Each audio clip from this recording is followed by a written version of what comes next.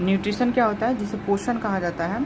तो न्यूट्रिशन का काम होता है कि जो हम खाना खाते हैं तो उसमें से जो भी हमको एनर्जी मिलती है, कार्बोहाइड्रेट मिलती है, उससे क्या करते हैं हम डेली के जो भी कार्य है उसको दिन प्रतिदिन करते हैं।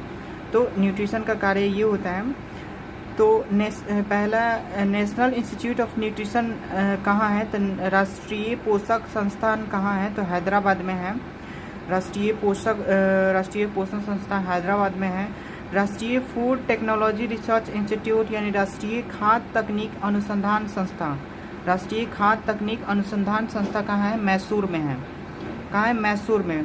वर्ल्ड फूड डे कब मनाया जाता है, तो 16 अक्टूबर को मनाया जाता है। वर्ल्ड फूड डे 16 अक्टूबर को मनाया जाता है।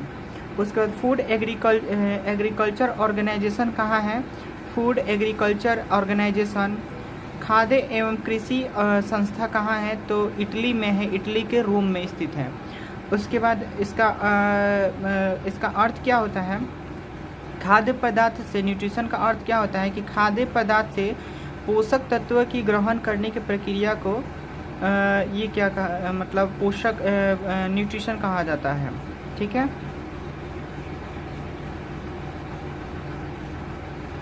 न्यूट्रिशन की क्या ज़रूरत पड़ गया, क्यों ज़रूरत पड़ गया, न्यूट्रिशन क्यों ज़रूरत है हमारे लिए, तो फॉर एनर्जी रिक्वायरमेंट, ऊर्जा को प्राप्त करने के लिए न्यूट्रिशन की ज़रूरत होती है।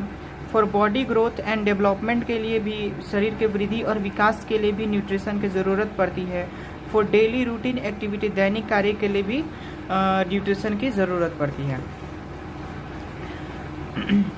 यहाँ पे मेथड ऑफ न्यूट्रिशन, पोषण के तरीके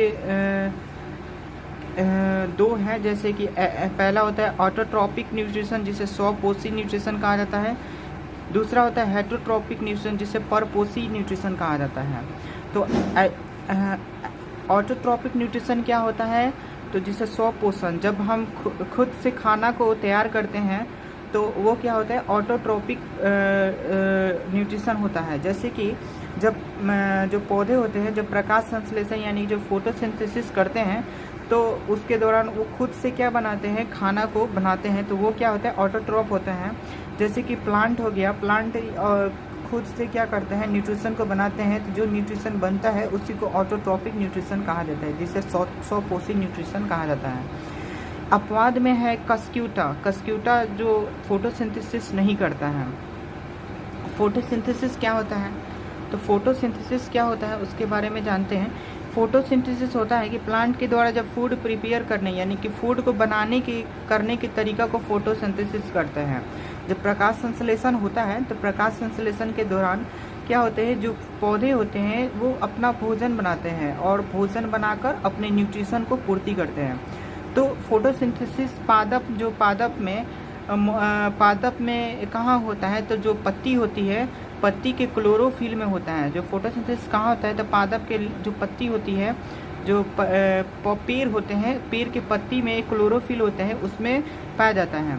लीव्स जो होते हैं यानी पत्ती जो होते हैं कि हरे रंग क्लोरोफिल के कारण होता है। जो पत्ती पेड़ के पौधे का हरा रंग होता है वो क्लोरोफिल के कारण होता है।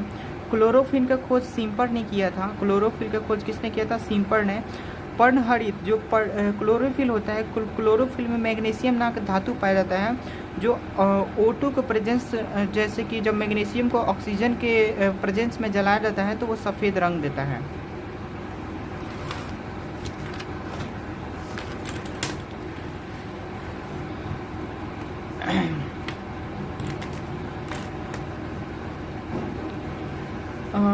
पर्णहरित को पादप का रसोई घर भी कहा जाता है, kitchen house of the plant भी कहा जाता है पर्णहरित को।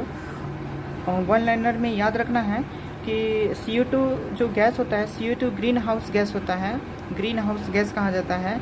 और CO2 को अग्निशामक यंत्र में भी प्रयोग किया जाता है। CO2 को कोल्ड ड्रिंक में के बुलबुला निकलता है वो CO2 का ही निकलता है। CO2 को लाइमस्टोन यानी चूना का पानी यानी दूधिया कर देता है। CO2 जो होता है, CO2 जब लाइमस्टोन वाटर चूना में तो उसको दूधिया कर देता है। ठीक है। एटमॉस्फेयर यानी कि वायुमंडल में नाइट्रोजन कितने प्रतिशत होती है, तो 78% नाइट्रोजन होती है और नाइट्रोजन की खोज डेनियल रदरफोर्ड ने खोजा था। ऑक्सीजन 28% एटमॉस्फेयर में होती है वातावरण में, और जिसे जोसेफ प्रिस्टले ने खोजा था, और CO2 0.04% CO2 होता है।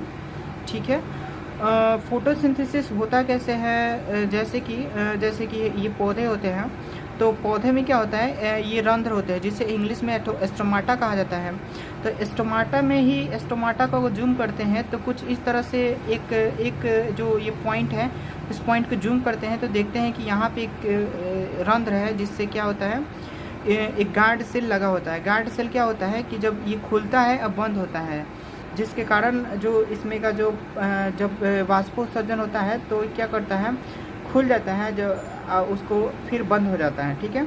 तो CO2 का एक्सचेंज किससे होता है, CO2 ऑब्जॉर्ब कैसे होता है, ऑब्जॉर्ब यानी अवशोषित कैसे होता है, तो CO2 अवशोषित इसी रंध्र के माध्यम से CO2 क्या होते हैं, पौधे में ऑब्जॉर्ब होते हैं, अवशोषित होते हैं, और जिसके कारण गैसीय विनिमय भी यही करता है, मतलब ऑक्सीजन को छोड़ना और CO2 को लेना स्टोमाटा के थ्रू ही होता है। वल्नरेबल में याद रखना है कि जब कोई व्यक्ति भूखा होता है तो सबसे पहले वह अपने ग्लाइकोजेन जो होता है लीवर में स्टोर होता है, और उसको ग्लाइकोजेन को ग्लूकोज में तोड़ता है और उससे अपना एनर्जी प्रदान करता है। कुछ प्रोटीन है जैसे कि कोलेजन इलास्टिन, ये क्या है, एक प्रकार का प्रोटीन है, लिम्फोसाइट प्रोटीन नहीं होता है। और कोलेजन इलास्टिन जो प्रोटीन है लिगामेंट टेंडम में पाया जाता है। सिल्क जो होता है प्राकृतिक रेशा, जिसे प्रोटीन से बना होता है, और स्टडी ऑफ द सिल्क इस सेरीकल्चर कहा जाता है। रेशम के उत्पाद को सेरीकल्चर। कृत्रिम रेशा रियोन होता है जो सेलुलोज का बना होता है। और वायरस जो होता है, वायरस में क्या होता है, RNA और DNA होता है, जिसकी खोज फ्रेडरिक ने किया था। हमारी कोशिका के अंदर RNA संश्लेषण होता है, हमारी कोशिका के अंदर RNA संश्लेषण होता है केंद्रिका में। माइटोकॉन्ड्रिया श्वसन तंत्र उपयोग करके पौधे की कोशिकाओं में ऊर्जा प्रदान करते हैं। माइटोकॉन्ड्रिया श्वसन तंत्र उपयोग करके पौधे की कोशिकाओं में ऊर्जा प्रदान करते हैं।